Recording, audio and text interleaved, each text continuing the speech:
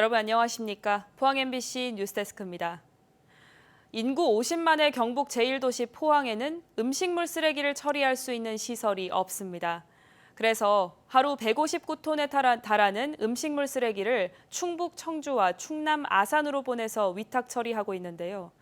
포항시는 새로운 처리장 건립을 추진하고 있지만 곳곳에서 반대 목소리가 터져나오고 있어서 입지 선정에는 어려움을 겪고 있습니다. 이규설 기자입니다. 포항 지역 음식물 쓰레기 처리장은 원래 남구 제철동에 있었습니다.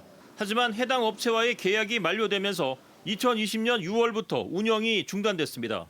이때부터 포항에서 발생한 음식물 쓰레기를 충청도까지 보내 위탁 처리하고 있습니다.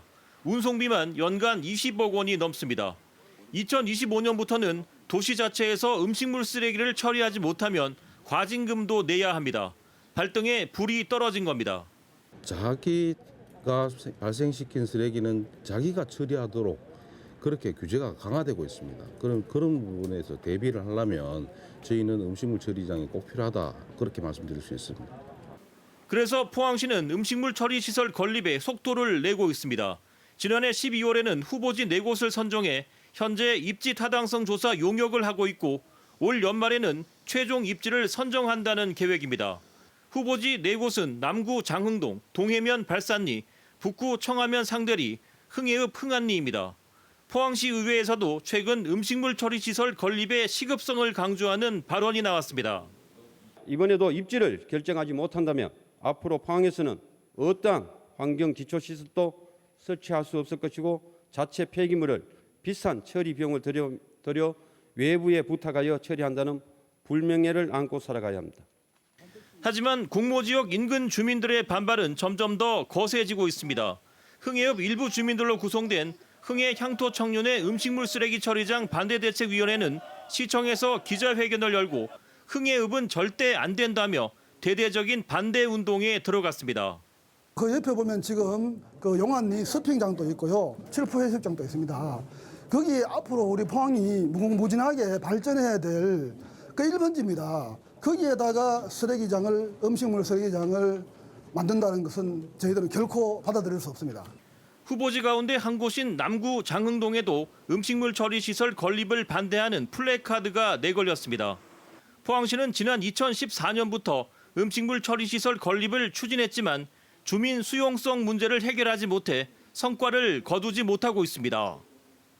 아직 입지는 정해지지 않았습니다. 하지만 곳곳에서 반대의 목소리가 흘러나오고 있습니다. 10년간 표류해온 음식물 쓰레기 처리장 건립이 이번에는 성사될 수 있을지 그 과정과 결과에 관심이 쏠리고 있습니다.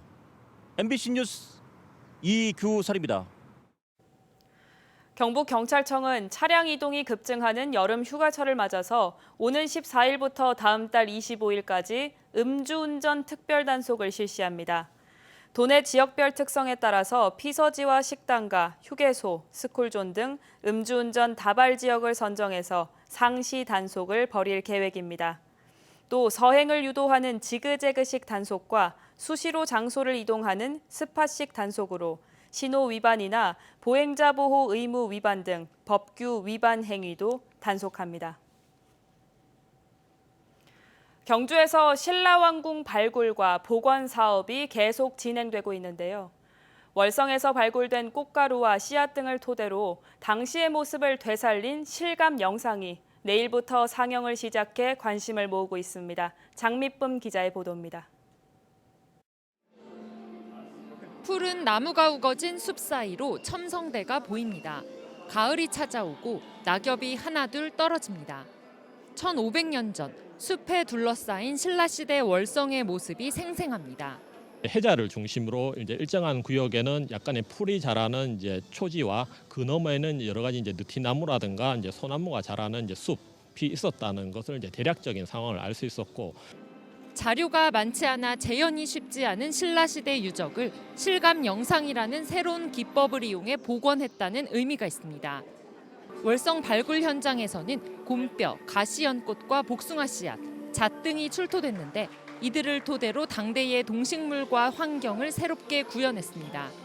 씨앗 등을 통해서는 당시 사람들이 이제 복숭아나 잣 같은 이제 여러 가지 이제 뭐 과일이라든가 그리고 임산물 같은 것을 이제 요즘 우리들이 이제 뭐 사용하거나 먹는 것처럼 그런 똑같은 과일을 이용했다고 그렇게 알 수 있었습니다. 유적에서 발굴되는 다양한 유기물질을 분석해 당시의 먹거리, 생활 환경 등을 살펴보는 고환경 연구는 2017년 경주 문화재 연구소에 국내 최초로 도입됐습니다. 지금까지 무려 70여 개 종류의 신라시대 씨앗과 열매를 확인했고 이를 토대로 당시의 식물 군락과 기후 환경도 추정할 수 있습니다. 특히 그 월성 해자 주변의 그 고환경 연구 역량은 우리 연구소의 어떤 강점 중에 하나이라고 생각합니다. 이러한 것들을 살려서 지난 7년 동안 진행된 그 고환경 연구 성과를 전시 주제로 삼았습니다. 영상을 상영하는 전시관은 13일부터 공개되며 신라 월성 연구센터 정식 개관은 연말쯤으로 예정돼 있습니다. MBC 뉴스 장미쁨입니다. 포항시는 지역에서 생산 유통되는 수산물 50여 건에 대해서 방사능 검사를 실시한 결과 모두 안전한 걸로 확인됐다고 밝혔습니다. 시는 지역에서 생산된 수산물과 수산 가공식품 50개 품목에 대해서 요오드와 세슘 검출 여부를 조사했으며 방사능이 검출된 품목은 없었습니다. 포항시는 후쿠시마 원전 오염수 방류에 대비해서 수산물 방사능 검사 시설을 새로 갖췄으며 앞으로도 수시로 검사에 나설 예정입니다. 2025년 에이펙, 즉 아시아태평양 경제협력체 정상회의 개최도시 선정을 앞두고 유치 경쟁이 치열해지고 있습니다. 경주와 인천, 부산, 제주 등 4개 도시가 유치전에 나섰는데요. 당초 오는 11월 개최도시를 결정하기로 했는데 내년 상반기로 연기됐습니다. 임재국 기자가 보도합니다. 오는 2025년 한국에서 열리는 아시아태평양 경제협력체 에이펙 정상회의, 개최도시 선정을 앞두고 경주와 인천, 제주와 부산 등 4개 도시가 유치전을 벌이고 있습니다. 지자체마다 시민들과 함께 유치 당위성을 알리면서 경쟁이 치열해지고 있습니다. 경주시는 대표적인 역사 문화 관광 도시로서 국제회의 개최 경험과 풍부한 숙박시설, 경호 안전 등을 강점으로 부각시키고 있습니다. 또 범시민 추진위원회와 함께 전국 홍보에 들어갔고 중국과 베트남 등 우후 도시로부터 유치 지지 선언도 받았습니다. 100만 명 서명 운동과 홍보 영상도 제작해 배포할 예정입니다. 블라디보스톡이라든지 다낭이라든지 지방도시에서 성공적으로 이루어온 선례가 많습니다. 그리고 또 지방 분권화 시대에 광역시보다는 지방 순수 자치단체에서 에이펙을 하는 것이 굉장히 의미가 있고 균형 발전에도 도움이 된다고 생각합니다. 경주시는 에이펙 회의 유치로 1조 원의 부가가치와 8천 명의 고용 증대 효과가 있다며 경상북도와 함께 정부와 정치권 홍보에도 들어갔습니다. 또 당초 11월로 예정된 개최도시 결정이 내년 상반기로 연기됐지만 체계적으로 유치 전략을 실행하는 데 유리하다고 판단하고 있습니다. 상반기에는 정상회의 유치를 위해 조직 기반 구축과 민간 협력 강화에 중점을 두고 추진하였습니다. 유치 경쟁이 본격화되는 하반기에는 대내외 홍보 활동과 유치도시 공모 절차에 철저히 대비할 계획입니다. 2005년 부산에서 개최된 이후 20년 만에 한국에서 열리는 에이펙 정상회의에는 21개 회원국 정상과 강요 등 6천여 명이 참석할 예정입니다. MBC 뉴스 임재욱입니다. 행정안전부는 강풍에 따른 간판 추락을 막기 위해서 5개 광고물 설치 가이드라인을 마련해 지자체에 배포했습니다. 현재 대부분의 간판은 간판 종류나 지역별 풍속을 감안하지 않고 업체의 시공 경험에 의지해 설치되고 있습니다. 이에 따라 행안부는 지역마다 바람의 강도가 다른 점을 고려해 표준 가이드라인에 벽체의 외장재 종류, 5개 광고물 유형, 설치 방법 등 체크리스트를 수록하고 불합리하거나 현장 적용 가능성이 낮은 부분은 수정 보완해 나갈 계획입니다. 대구 퀴어 축제 때 대구시 공무원과 경찰이 충돌하는 사상 초유의 사태가 벌어졌죠. 한 달이 지나고 있지만 후폭풍은 점점 커지고 있습니다. 축제 조직위와 시민단체는 홍준표 시장과 대구시를 상대로 손해배상 소송과 함께 고발했고, 대구시는 퀴어단체와 대구경찰청장이 공모해 도로를 점거하고 공무원을 다치게 했다며 고발했습니다. 변예주 기자의 보도입니다. 지난달 17일 대구 퀴어 축제 현장에서 대구시 공무원과 경찰이 뒤엉켰습니다.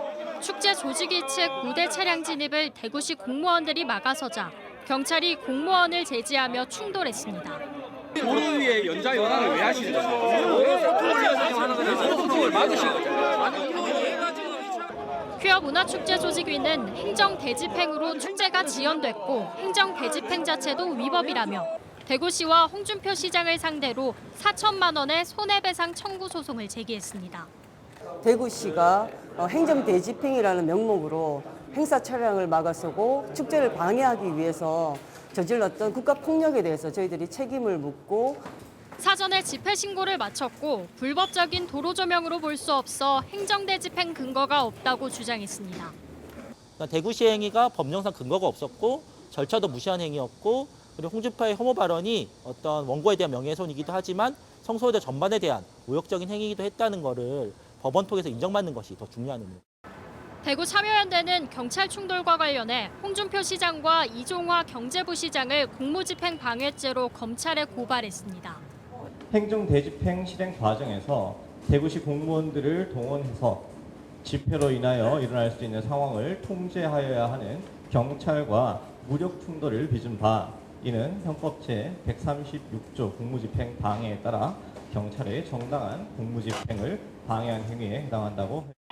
대구시는 김수영 대구지방경찰청장과 퀴어 축제 조직위 관계자 7명 등 8명을 검찰에 고발했습니다.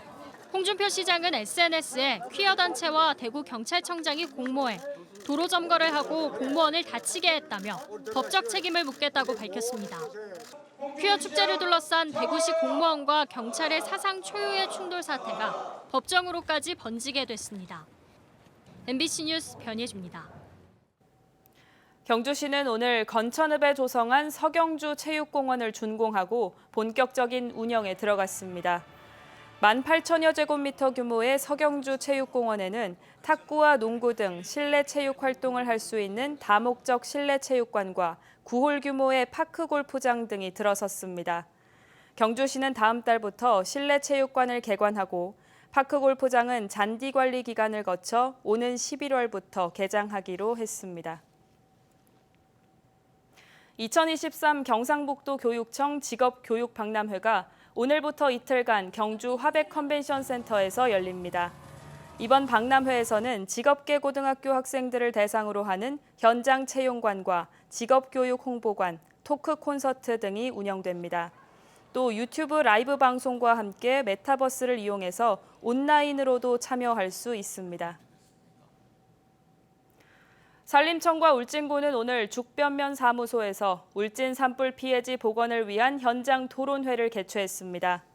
이번 토론회에는 산림청과 울진군, 학계와 NGO 관계자 등 40여 명이 참여해서 올해 실시된 산불 피해지 복원 사례를 발표했습니다.